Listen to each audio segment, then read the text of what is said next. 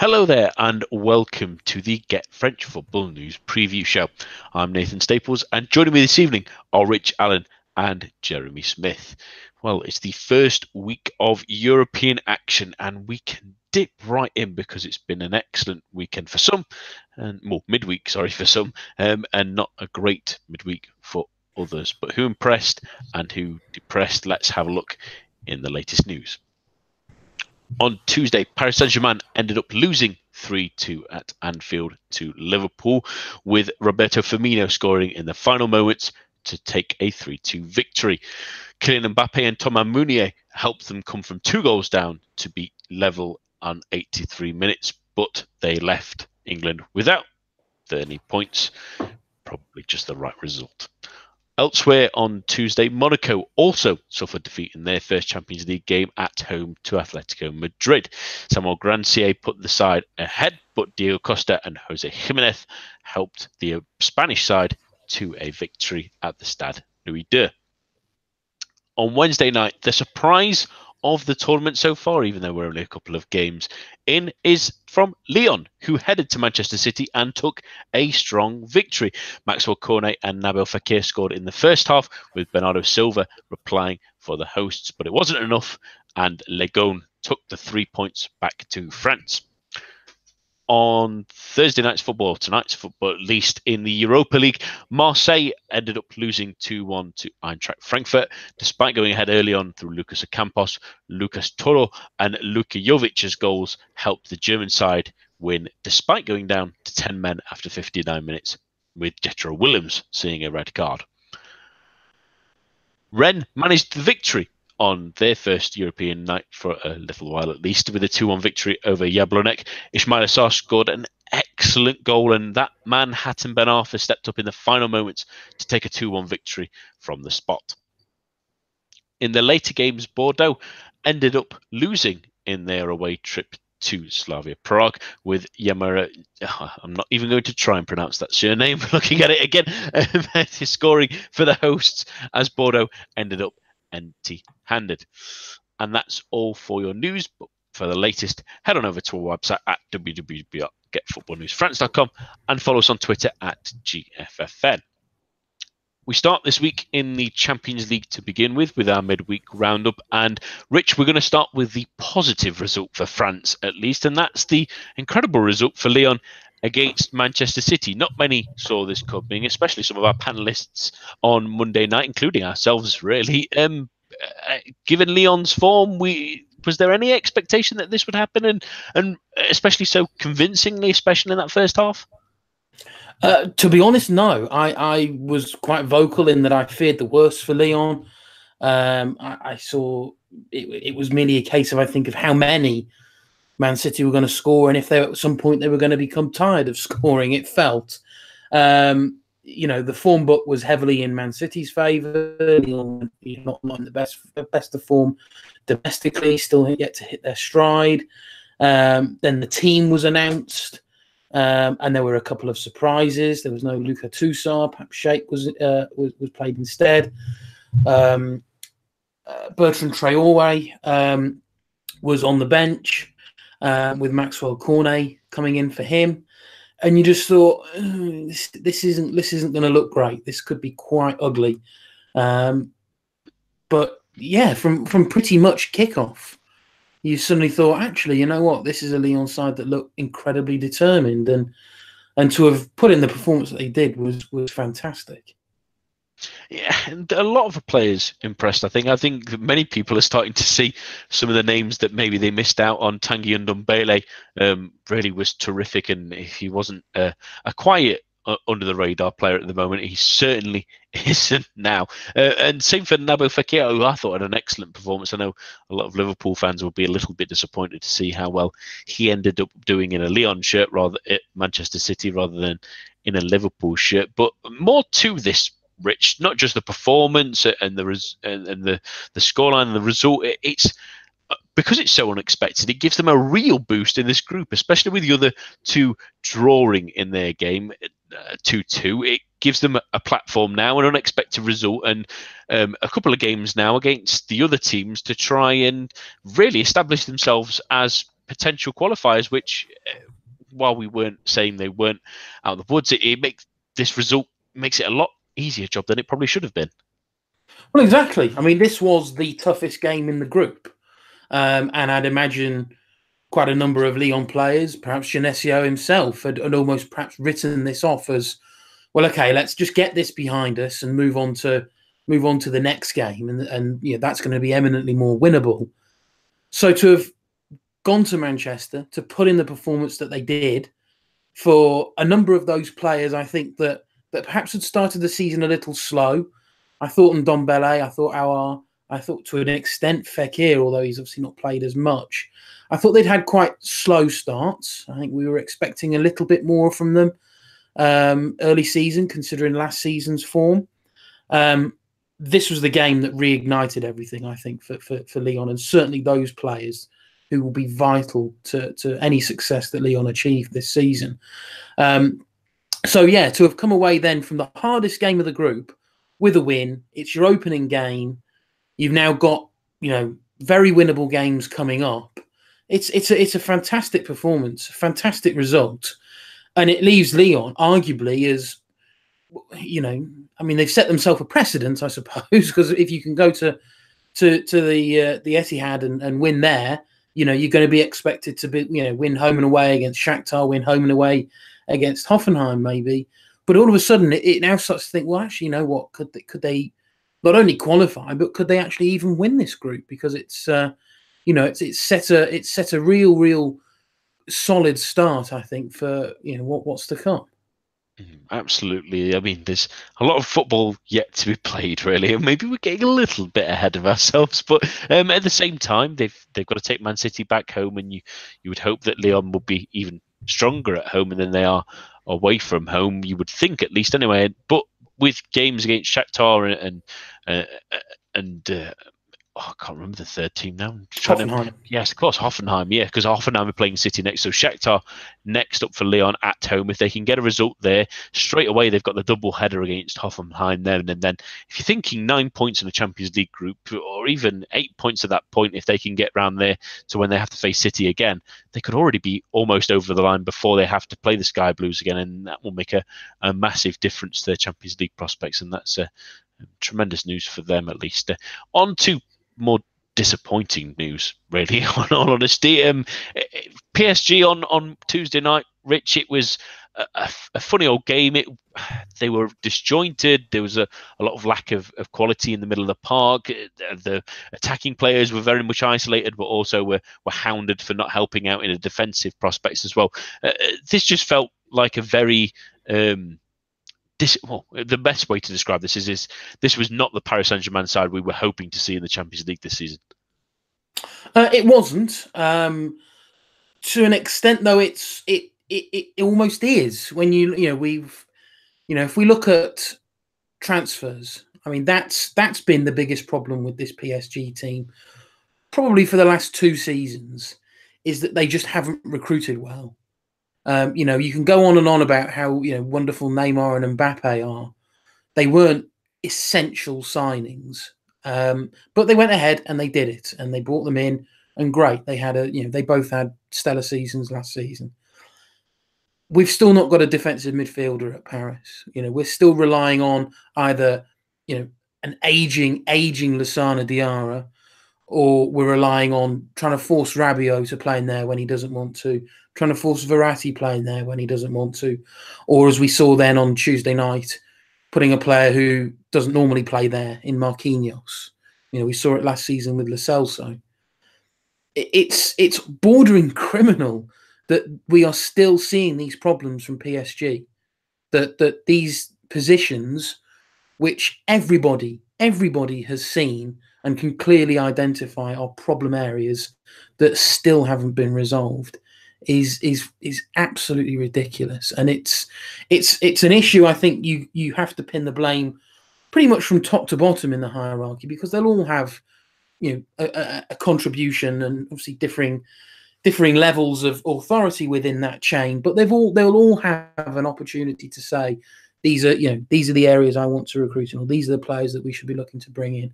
We saw it at left back. They've been desperate for a left back. They obviously sold Yuri Bashishe in the summer. It felt almost a panic signing in Juan Bernat came in, who's not played a great deal of football. And then, lo and behold, Tuesday night was horribly exposed, conceded a silly penalty. And yeah, just didn't look the quality fullback that PSG needed. If they're to go on and get Champions League glory, which is their target, let's not kid anyone, that's their target.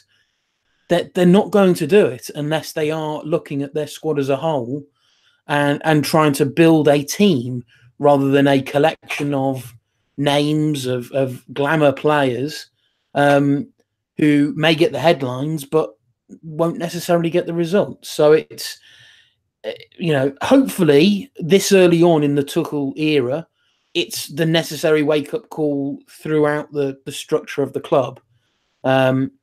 The fallout from that result seems to be that a lot of this is now, probably rightfully so, is being pinned to Antero Henrique, the sporting director, who's obviously, the main man for transfers.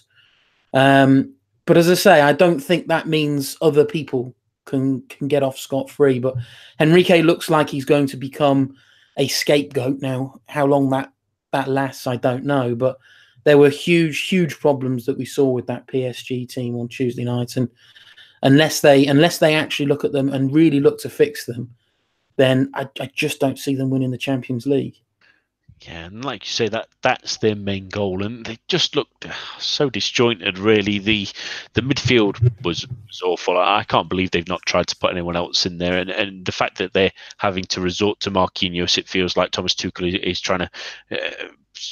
Unfortunately, shoehorn in someone. I don't want to say I'm pinning the blame on him. It's like you say, it's the recruitment drive and trying other players out. Neymar struggled; he didn't really get into the game, and the fact that it becomes that question, doesn't it? That you could see in the second half they made a little tactical switch. They moved Cavani out wide instead of Mbappe, just to give someone who may work a little bit further backwards than the other ones, really, to try and give extra cover on one side at least anyway, and trust the Uruguayan to be the man to sacrifice himself. And then he was taken off for Choupo-Moting as well, which didn't really do anything on either side of the ball, really. I thought Draxler was okay when he came on, but maybe a little bit too late, really. They just really struggled. The difficulty they have in transition at the moment against the bigger teams will be a worry, and the fact that they've struggled against the likes of Nîmes and the likes of Guingamp at times, and then they've got harder games certainly to come against the likes of Lyon and Marseille later on, and maybe even Monaco if they can get their act together. But you do really think after a performance like this, Rich, at least anyway, it's not the easiest group in the world. They'll be happy that the game at Anfield, it's not always easy to go there. It's not an ideal scenario, and they'll be happy that Red Star and Napoli ended up sharing the spoils, so that gives them a little bit of an easier route against the Neapolitans, at least you would think. But at the same time, in any Champions League year, even though it has got stronger than we're thinking maybe even 5 years ago, really, the depth in Europe. But at the same time, finishing second in a group, it's never ideal, is it? It isn't, but we have seen recent seasons where there are those peculiar seasons where all the top teams seem to finish second. I think it was last season, actually, wasn't it? I think, where PSG won their group, but were rewarded with Real Madrid in the next round. I think that was, yes, anyway. It was, yeah. And but we have those seasons, and even the big boys have a little falter here and there, but ultimately find the form when it matters when it comes to the knockouts. I think perhaps one thing that has been forgotten, and this is perhaps an element, slight praise, and perhaps the only praise you can put on PSG, is that no matter how badly they played Tuesday night, they were only seconds away from taking a point away from Anfield.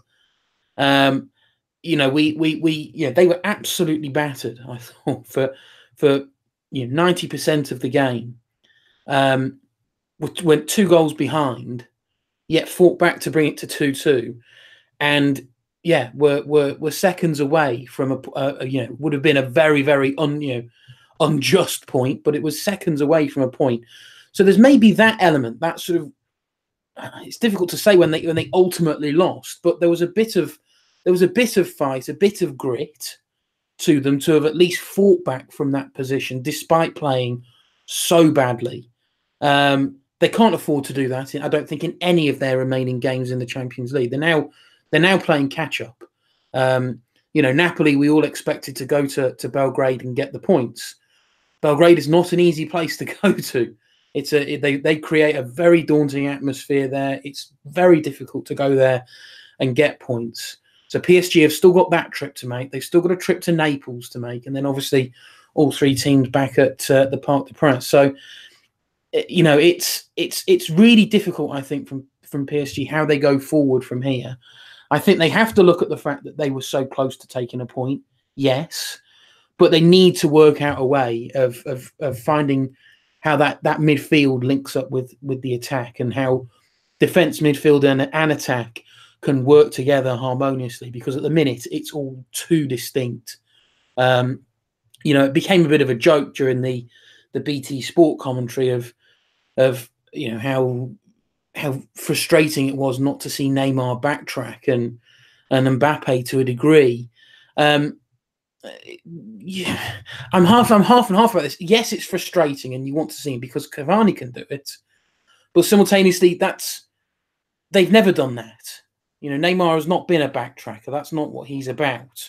And if you sign him with a hope that he provides you some defensive cover down the left, then you've done your research wrong on the player. And that's the kind of player Mbappe's starting to become, I think. Is you buy him because he's this amazing attacker. You don't buy him because they can offer you cover when you're on the defensive.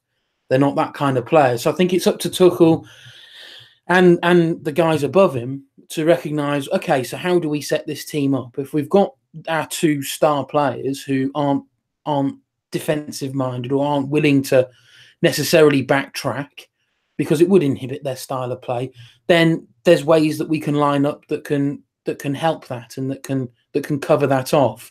And having top quality fullbacks helps. I thought Thomas Meunier wasn't too bad, but as I say, Juan Bernat was not a great move. At one point, you just thought, well, should Tuchel have gone with what was rumoured to almost have been his decision with Stanley and Soccer? He thought, well, it can't have been any worse. I think it's probably a blessing for Nsocki that he was probably saved from that performance, and that he can come in as a fresh face again and should be an upgrade on Bernat in terms of performance. But it was very messy, very few positives to take from it. But let's not forget that no matter how bad it was, they were still very close to taking that point. Yeah, that's always the funny thing about the big sides, isn't it? Sometimes they can play really poorly and still almost nick a result out of nowhere. On to the final Champions League game, at least anyway, from this week, and that's Monaco's 2-1 defeat to Atletico Madrid. I think we expected a difficult game for them, but they started relatively well, although they faded in the second half, much like we've seen Atletico sides in the past, just sort of had a stranglehold on it, really. It never really looked like Monaco were going to get themselves back in the game, but disappointing nonetheless, really. You want to be winning your home games in the Champions League, especially in that tough group that they've got, and with Dortmund winning as well away in Belgium, it's not really helped them much, but it was hard to see anything but this result coming, really, Rich, wasn't it? Monaco have been pretty poor so far in the league, and they're still sort of discovering exactly what they are at the moment under Jardim. Yeah, and it was also a slightly different shape as well on Tuesday night. It was sort of I suppose you'd call it a 4-5-1, which is a formation we've not really seen a great deal from Monaco. They've normally been a 4-4-2 or a 4-3-3 kind of team. So it was a slightly different setup. They started really well. They got a relatively early goal through Samuel Grandsir, who I thought actually played quite well. When you consider where he's come from and how little, real top flight experience. This was obviously his debut in the competition. I thought he looked raw, but still relatively accomplished at the same time. I thought Djibril Sidibe, I thought he had a pretty decent game. Obviously, he's still sort of finding his feet after some time off. But yeah, I mean, they were never going to be favourites to win this game, and ultimately Atletico Madrid just had that extra bit of quality that saw them sort of ease away, I suppose, as the game went on. You just have to look at the players that they've got, and arguably man for man, they are a better team.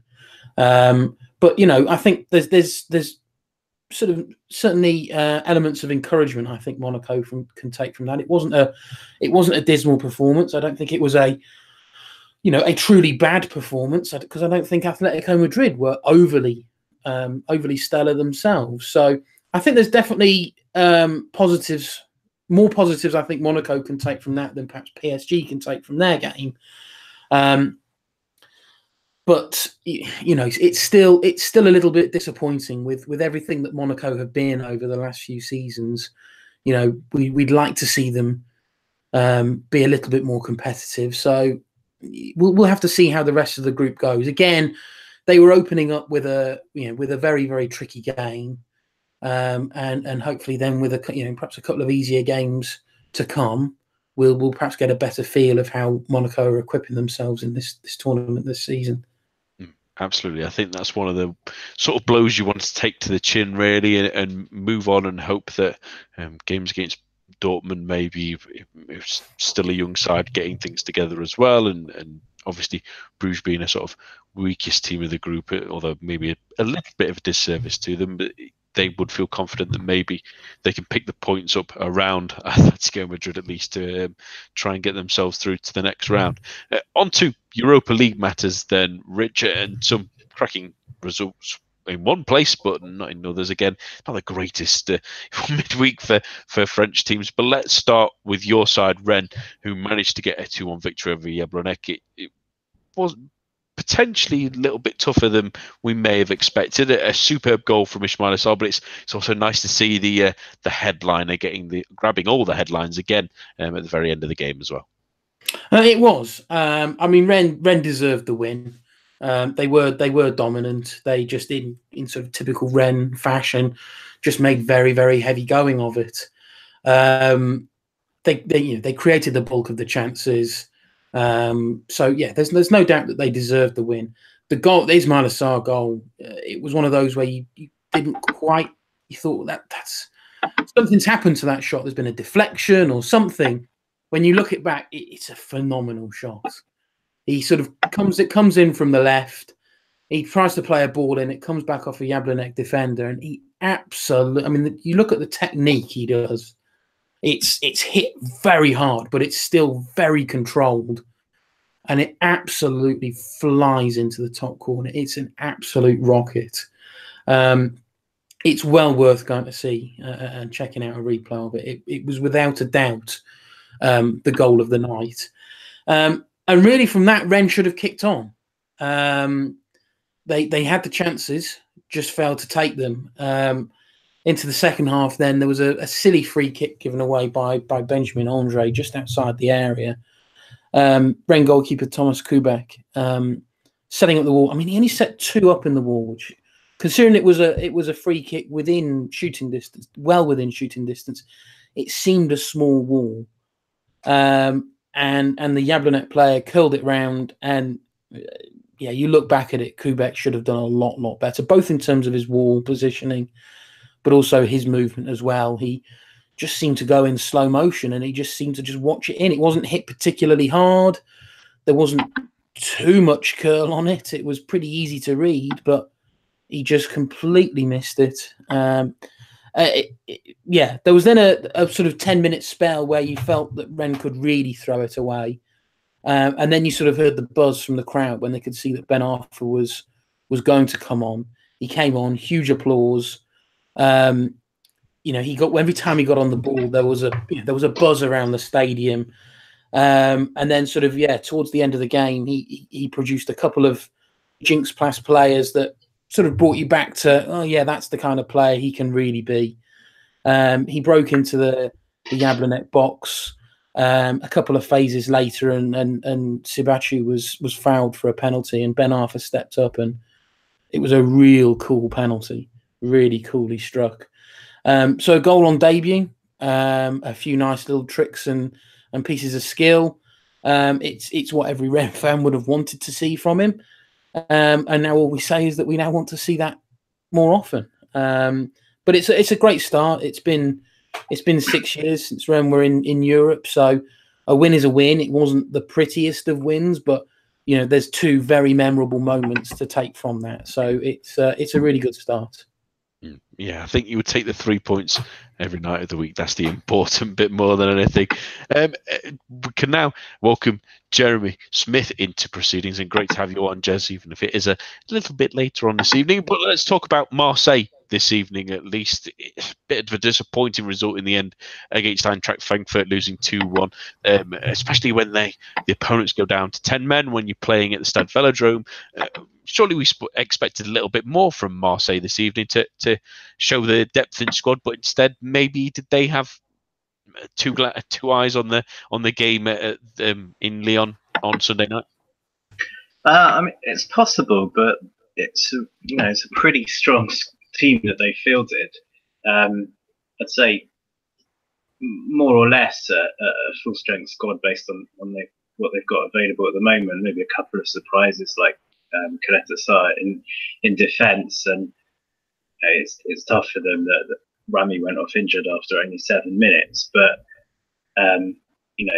with the team they put out, you'd still expect them at home in front of the Velodrome crowd with the lead, with the man advantage, to carry it through to the win. And it's the fact that it's a group stage obviously means that they have other chances, but you want to set your stall out, especially when it's, I think, a big advantage to start off with a home match. You want to get those 3 points out there, particularly against probably the next strongest team in the group.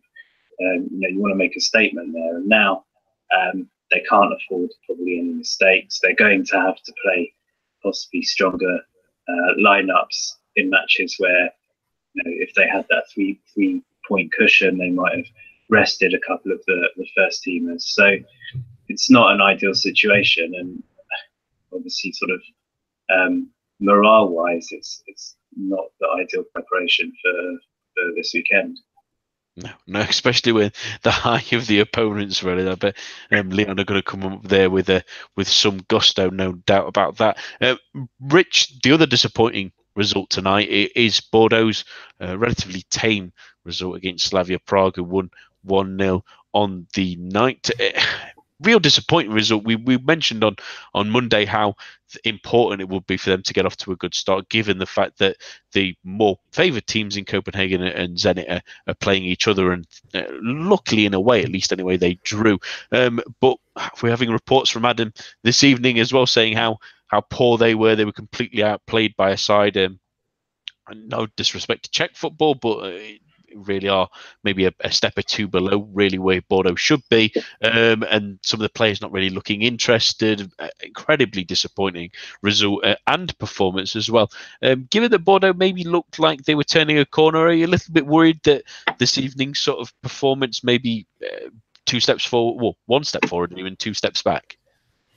It was curious because you looked at the starting 11 and it was a pretty strong 11 for Bordeaux. Perhaps arguably 1 or 2 players aside, it was pretty much the first choice 11. But it's yet another very disappointing performance. It's yet another Bordeaux game where too many players just haven't turned up, haven't looked bothered. You could perhaps make a claim: have they got an eye on what is already looking like to potentially be a very important game at the weekend? Maybe. Bordeaux are a team that seem to historically go along with the theory of too many French teams spend all season qualifying for Europe to then not bother with Europe because they want to concentrate on qualifying for Europe again. And Bordeaux seem to be the sort of poster team for that.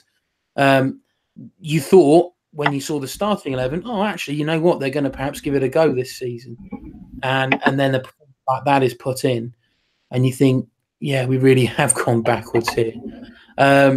you almost get to the point now of, well, if they're fielding their starting 11 and are losing away at Slavia Prague, and we're not doing Slavia Prague any injustice here, but it was a game that you thought Bordeaux could at least get a point at the very least, and they've fallen flat quite miserably.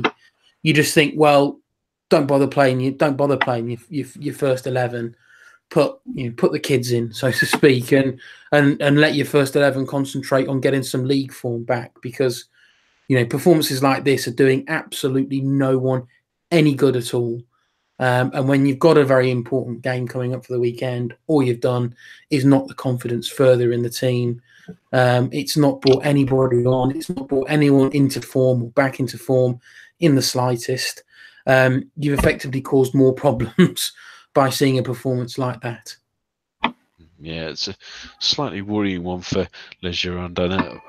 Like you say, that perpetual motion of wanting to get into Europe and then ending up getting there and then realising maybe you don't want to be in Europe this season, but you'd like to qualify again, and then it never seems to stop moving around, at least anyway. But on to matters in Liga now. We'll put the European games behind us for this week at least. And some interesting games this weekend, but we're only going to focus on 2 this evening. And let's start with the sort of left field one for most of our audience, at least anyway, in Reims versus Dijon, 2 sides that have had interesting starts to the season, really. And we'll start with the home side, Jez, in Reims, who we saw come up.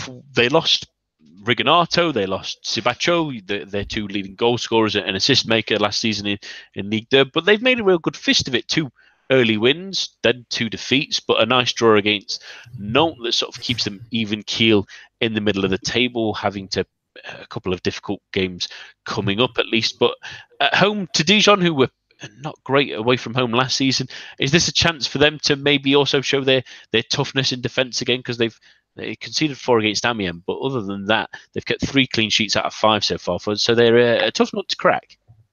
They are, I think, as you said, they lost a few important players in the summer, but I like the squad that they put together. For the most part, not many huge stars, but quite a few players who've had okay careers and had experience already in Ligue 1 and have all kind of done a job. And as long they're the kind of players, arguably putting players like that together is a safer bet than a whole team's worth of stars who've never played together and you don't know whether they're going to gel. These are all sort of players who you'd expect to kind of get their heads down, work hard, and find a way to play together. And I think they're sort of in the image of that. They're not going to pull up any trees this year. They're not going to be the most exciting team to watch. They're not going to be a Nîmes, for example, who've had something like 25 goals in all the matches they've been involved in. But they're, I think, for the most part, always going to be hard to beat, and you'll know that you've been in a game when you've played them. And as you said, that the record this year is probably more or less how it's going to be all season.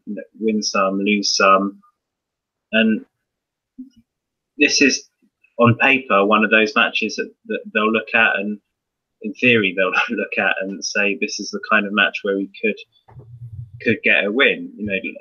Like uni promoted teams do in the Premier League. They look at that 40-point barrier, or whatever it's been readjusted to nowadays, 38 or 36, I don't know, but that they'll have their points total in mind and they'll do whatever it takes to get to that total. And these are the matches that they'll say, we may well write off matches against the top 4, the top 6, but Dijon on their day can play great stuff, but they can really be got at as well.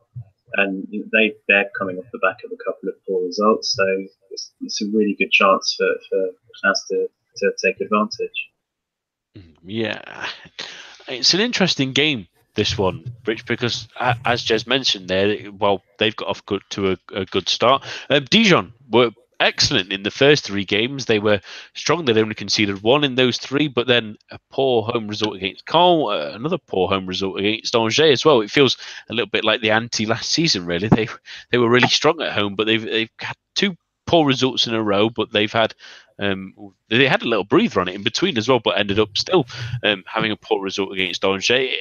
Does this feel like a game for them that, with their gung-ho style, at least of being a bit more attacking, that maybe they'll cause more problems for Rams than others have? Or do you feel like this is, in essence, a kind of game they don't want at this moment in time? They want someone maybe who does attack them a little bit more to get them more into their flow? I think this is the kind of game that they'd be looking for. I mean, yeah, that home form is a little concerning. You know, they only lost 5 at home all last season, and we're 5 games in, and they've already lost 2, and against 2 teams that you really wouldn't have expected it either. As you say, Caen and Angers. I mean, Dijon have always been, you know, the last couple of seasons that they've been in the top flight, they've always been a team that are happy to go forward, that are happy to score. They've got goal scorers within the team. They've got Julio Tavares, who's an integral player to how they play. They've got Naim Sliti then, who's a skillful player who's happy to run at players. You know, Wesley Said, he's another one that likes to sort of move around and create space when he plays up front. So they have those attacking players. They need to make sure that they retain an element of defensive solidity, which has been lost in those last 2 games. You know, they've conceded 5 in those 2 games, whereas they'd only conceded, I think they'd only conceded 1 in the opening 3 games.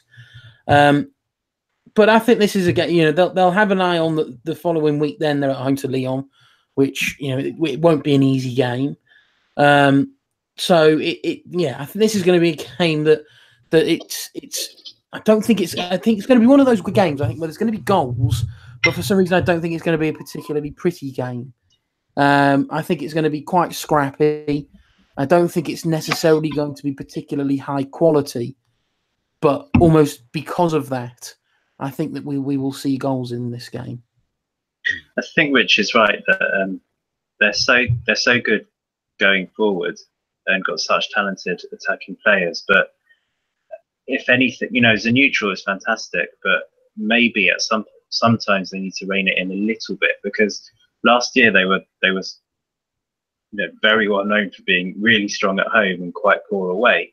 This season so far, they've got 2 away wins, both impressive. Montpellier, which isn't always easy to come away from a win with, and a 4-0 win at Nice. And then they've lost their last 2 at home. So, you know, they might be thinking, we're at home, the onus is on us to attack, let's go all out. Possibly they need to sort of just know when to kind of stick and just sort of occasionally apply the brakes.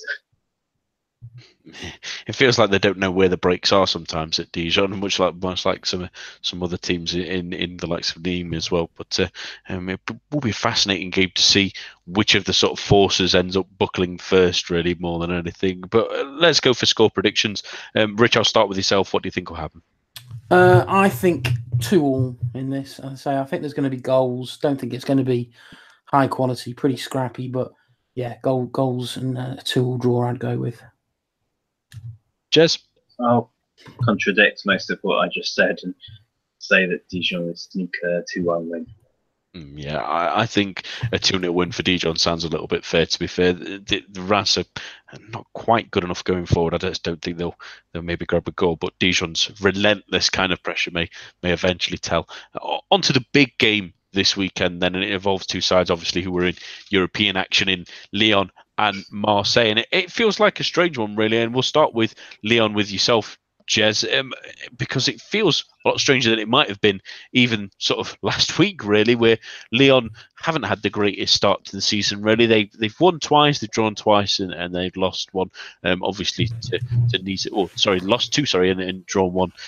It's not been the greatest start for them, given that they've got a big gap now between them and Marseille, which makes this game even more important. But then midweek, they get exactly the kind of result they want, which a big win against Manchester City, which is everyone unexpected. But at the same time, this Lyon team, much like they did last season, they always seem to play up to the big teams, don't they? And this is an example of a game where, again, a big team comes to town, and we probably expect Lyon to pick up their game again.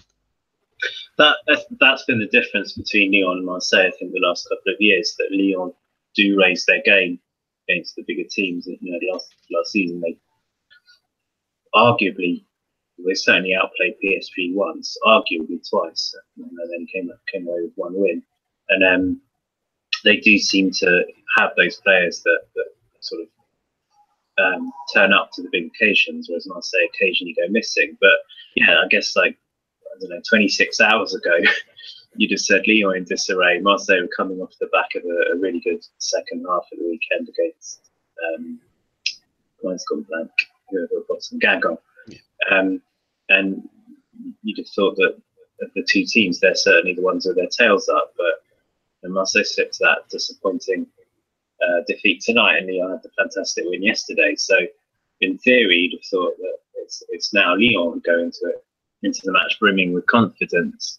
I guess the main worry is obviously, first of all, can they string it together for two matches in a row, which they don't always seem capable of doing, and also how much will last night have taken out of them? I guess mentally as well as physically. I think it should help them that they're at home and they'll have the crowd pushing them on, especially you can imagine that they're going to get a really good reception when they arrive after their exploits yesterday. And you hope that players like Fekir, and Dombele, who arguably haven't turned up at all so far this season until last night, now that they've done that, now that they've got their sort of statement performance for the new season, that they'll sort of run with that. If they don't, then at the same time, Marseille is certainly going to be looking to upset them. And it's become such a poisonous match over the last few years, and possibly it will be to the benefit of both teams that there hasn't been that much build up to the match because it follows a European week. I think the last couple of seasons it's almost got a little bit too far with the media to blame as much as Olas and Evo and all the rest of them. I think even over the summer there were a couple of bust ups. So they're certainly not the best of friends, and they'll both be really intent on getting one over on the others. And it's very hard to see what way it's going to go because both teams seem so schizophrenic, and they've both proved it one way and the other each over the last four days. It's going to be interesting because, ironically, the sort of polar opposite is for Marseille, where they were tremendous in the league. Rich, they've got that monkey off their back against Monaco, and they eventually got the win against Guingamp. But they weren't great in the first half, but the second half had some tremendous goals. If you've not already seen them, do check them out because there's some absolute pearlers in that one. But then they also and bad goalkeeping. Yes, yeah. Well, we always have to take a little bit of a shine off of it, don't we? But at the same time, Rich, then they have that poor result tonight that kind of sours things a little bit again. And the question comes again now. They've got a big away game against a top four side. This is another statement that if Marseille do win, it's really putting the cat amongst the pigeons for them, isn't it? It is. I mean, it's a pretty difficult one to call, really, because yes, it was brilliant that they could finally beat a top four team when they got that win at Monaco. And yes, the second half against Guingamp was full of a lot of very good football. But also you have to counter that with, well, two horrible defensive mistakes allowed Monaco back into that game. They were awful in the first half against Guingamp. They were pretty dreadful tonight. There was another error another Marseille error that led to an opposition goal. They need to make sure that for all the wonderful attacking football that they produce with the likes of Thauvin and with the likes of Payet, that they're not shooting themselves in the foot by doing these stupid, needless mistakes where there's a lack of concentration or a lack of quality at the back, which results in letting teams in and letting them off the hook after sustained bit of Marseille pressure. This is going to be an acid test for their season. Have they learned the lessons from that Monaco game? They got the win, yes, but it was perhaps a lot tighter than it should have been because of Marseille's own errors. If they've learnt lessons from that game and can carry it into this game, then I think we're set up for a really, really good game. As it is, I think the momentum is obviously at the moment with Lyon. They're at home. They've had a fantastic midweek performance. They've got players who are playing well throughout the team, not just in attack. So it's. I think it's going to be a tough one to call. It really does depend on what lessons Marseille have learned. Perhaps arguably over all three of the last three of their games, because I think there's a lot that they can take from that, and maybe the two win, maybe the Monaco win and the Guingamp win, perhaps gloss over those slightly. So as long as Rudy Garcia has really sat down and analysed, okay, we got the win, but there's a lot of work still to do with this team, and there's a lot of work that needs to be done to really get rid of those silly errors. Because if they can do, then you know what, they can beat top four teams regularly, and just holding on for a top four spot. Well, actually, you know what, it's going to be that they're going to be pushing third a lot more. They're going to be pushing second a lot more. As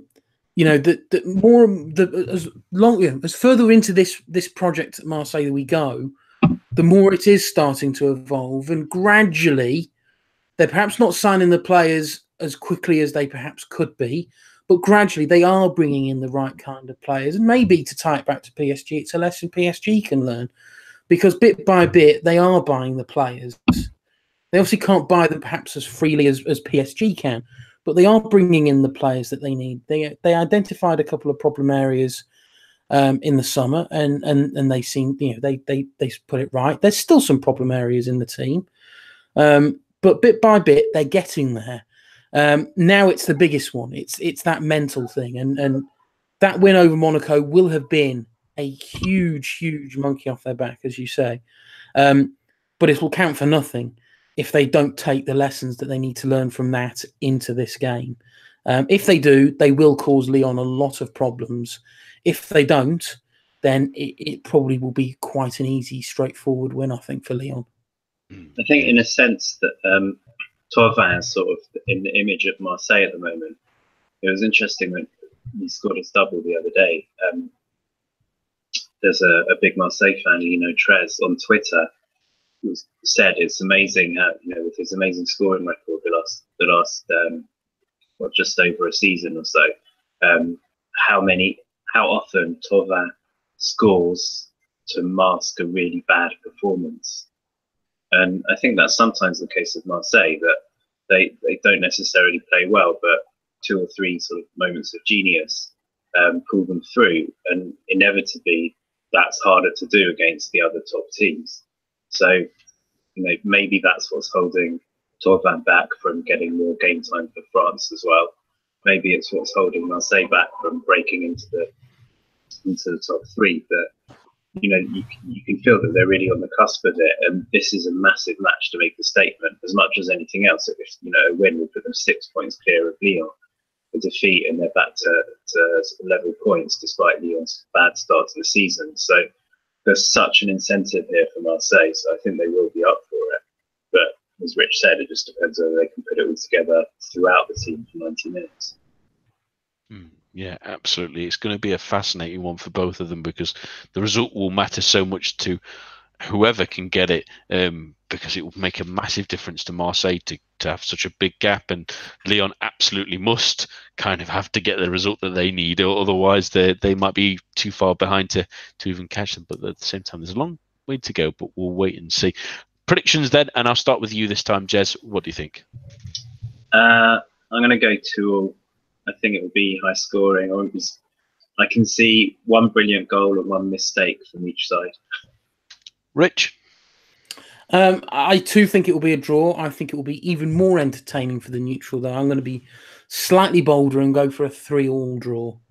Yeah, I think you definitely have to tune into this one. There's almost a guarantee that goals will happen in this one, but if anyone can win, I think you're going for a draw as well. I think a 2-2 sounds about right to myself as well. That's all that we have for this evening. My thanks to Jez and Rich, and of course all of you listening at home. We'll be back with the main show on Monday, but for now, enjoy your weekend of football.